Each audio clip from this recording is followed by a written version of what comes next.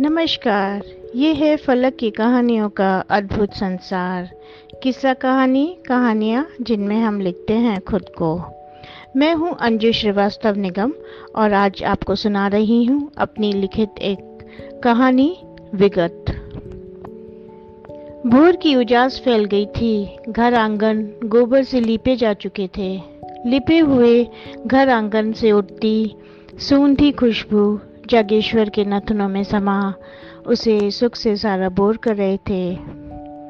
गांव में उठती भोर जागेश्वर की रूह को हमेशा भिगो देते। घरों में सुबह की रोटी थापने के लिए चूल्हे की आग तेज की जा रही थी। चूल्हे में लकड़ी की चिप्पी कंडे खोचे जा रहे थे। उधर काम में आते जाते ग्रामीण जागेश्वर को राम राम कर निकल रहे थे। जागेश्वर की जमींदारी की धसक अब भी बाकी थी। दातुन चबाता वह खेतों की ओर मुड़ आया था। आजकल खलियान में काम की चहलकदमी तेज थी। धान रोपा जा रहा था। दूर जहां तक नजर जाती जागेश्वर के खेत फैले थे। खेतों में काम की तेजी से संतुष्ट जागेश्वर टहलते हुए चौराहे में बनी बिशन नाई की दुकान के आगे जम गया। राम राम सरकार, बिशन अंदर से ही पुकारता है। राम राम, जागेश्वर दांत कुरेदता जवाब देता है। अरे ओ बिशना, ये काशी आज क्या चक्कर लगाया था इधर का? जागेश्वर पूछने के लिए पूछ लेता है। सरकार सामने पीपल तले बैठे तो रहे, का आज आ जाओ देखे रहे। कौनो साथ था कि ऐसे ही समय काट रहे थे? नहर वाले कलुआ साथ रहे, लंबा बातचीत किए। सुने रहो कुछ, क्या बात हुई रही? सरकार, चौपाल से यहाँ तक 9-10-42 का फासला है। बात पहुंची नहीं कान तक। बात करते बखत हंसे बहुत। जाने आपस में क्या मस्करी हो रहा था। आजकल ई कलुआ के साथ काशी का बहुत याराना चल रहा है। पढ़ाई चौपट कर रहे हैं। कसना पड़ेगा लड़के को। आजकल हाथ से निकलते देर नहीं लगती। का सरकार, हर साल वजीफा पाता है। लड़कन जात है, थोड़ा पर तो निकालेगा ही। पर ना निकले तो ही भला। आजकल बड़ा साथ दे रहा है काशी का। जागेश्वर थोड़ा तैश में बोले। साथ नहीं दे रहे सरकार, जो देखे वही बात रख रहे हैं। बिशन भी थोड़ा उड़ने लगता है। हमारी गाय हमारी को सिंग मार रही है। थोड़ा दब कर रहो, समझे ना। तुम लोगों को जरा छोर क्या पकड़ाया? तुम तो हमारे ही गले में गमछा लपेटने लगे। जागेश्वर उखड़ गए। अरे सरकार, बुना ना माने, तनिक अंदर आकर बैठे, थोड़ा चंपी कर दी थे सिर माँ, शांति मिलेगी।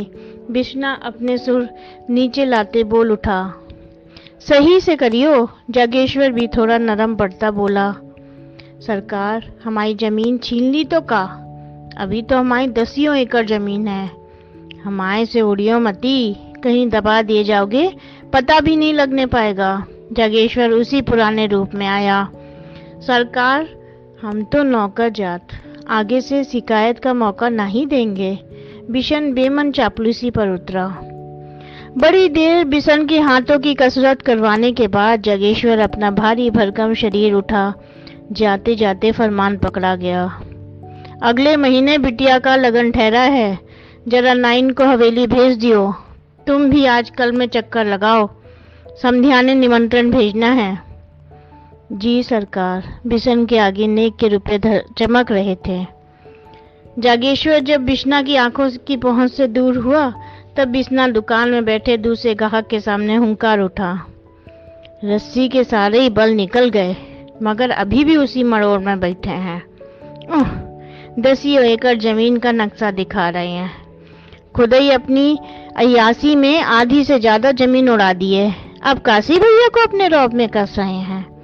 भैया, ये काशी भैया भी गजब का लड़के हैं, बहुत ही लायक। हम सभी का सुध लेते हैं। अरे बिश्ना, काहे बैर ले रहा है सरकार से? अभी तो न्योते गए हो। अभी बस अपना नेक गिन। जमीन का तो हम का जाने, मगर 10 लठैर पाल रखे हैं सुना। कोई जानकर तो हर बात उड़ेल दी ना जागेश्वर के कान में, कहीं दबा ही ना दिए जाओ। तो पीछे तो हार लड़कन बच्चन हैं, उनकी सुध रख। गाहक बिशन को समझाने लगा। ठीक है, आगे ध्यान रही बे, मगर भैया लड़की की शादी में का आज़बान थी। हाँ, पहली शादी है हवेली में, खर्चा तो दिल खोल कर करी है। गजब बात तो ही भाई कि आज जमाने में भी पुराना रीत रिवाज चलाए रहे हैं। नहीं, अब शादी ब्याह में हम कहानी होते जाते हैं। बिशन ने दर्द उड़ेला। ब्याह में खूब रौनक घिरी। नाइन ने घर की औरतों के पांव महावर से सजा दिए। बदले में मिले नेक से उसका घर आंगन भी रच बस गया, मगर बिस्ना जागेश्वर के दबाव में बेदम रहा। खूब हाँका गया और खूब सेवा भी में भी जुटाए गए। जागेश्वर बिस्ना को जतला देना चाहता था कि अभी पुराना दमखम बचा है और वह घात देने की सोचे भी ना।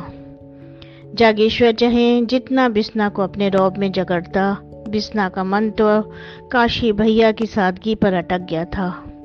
वह दिल से चाहता था कि काशी भैया पढ़ लिख कर इस गांव की तकदीर में नई रेखाएं उकेरें। 4 साल तो लग गए, पर बिस्ना का सपना सच हो गया। गांव की प्रधानी इस बार काशी भैया के हाथों में पहुंच गई। जागेश्वर बूढ़े हो चुके शेर की तरह केवल दहाड़ता, पर उसकी देह अब झूल गई थी। निचोड़ चुके चेहरे पर वक्त की सलवटें गहरी हो गई, जिसने पुराने रौब की रौनक कहीं खो गई। अब हवेली से हटकर गांव में भी तरक्की के तार खिंचाए हैं और हर घर रोशनी में नहा गया है। पीपल के तले अब पक्की चौपाल बन गई है। बिश्ना की दुकान में बल्ब और बिजली का पंखा लग गया है। आज बड़े दिनों बाद काशी पीपल तले बैठा बिश्ना को आवाज देता है। अरे बिश्ना, दुकान तो बड़ी जोरदार कर ली है। सब आपकी कृपा है भैया, सारे गांव का तो काया पलट हो गया, बस कहीं कहीं रह गया बदलाव होना। उनके दिन भी बहुरेंगे। बिश्ना काशी के सामने उकड़ू बैठा बोल उठा। पुराने निशान रह जाने चाहिए बिश्ना, वही तो दिखाती है हमारी असली जमीन। तुम ही बताओ बिश्ना, तुम अपनी पुरानी दुकान आगे बढ़िया सैलून खोल सकोगे? नहीं भैया, ये दुकान में तो हमारी जान बसती है। दुकान में जरूरत के बदलाव तो कर ही लिए हैं। बिशन भावुक सा बोल उठा। चाहे तरक्की कितनी उतरे बिशन, अपनी जमीन कभी नहीं छोड़ना। हमारा अस्तित्व इसी में है। काशी दूर देखता बोल उठा। आज उसकी आंखों के आगे सब तैर आया था। उसके बाल सहलाते माँ के ममतामयी हाथ, पिता के हर कोप में ढालबंती माँ, पिता का कठोर चेहरा, कठिन बंदिशों में घिरा उसका बचपन, और भी न जाने कितना कुछ। सारे मौसम विगत में खो गए अपने मोह में जकड़े हुए। वे पुराने दिन कैसे भी रहे हों, आज बहुत अपने लगते हैं। अब तो अपनेपन की वहाँ सुरक्षित दीवार खुरच खुरच कर आधी रह गई है। काशी दिल से चाहता था ये विगत की जो नदी उसके मन में बह रही है और आज जो ये बदलाव हो रहे हैं, इसका संगम हो और दोनों अपने अस्तित्व को लेकर साथ साथ बहें। बिशन बहुत कुछ समझ रहा था। अपनी मिट्टी से ये जुड़ाव कम से कम बाप बेटे का साझा ही रहा। धन्यवाद।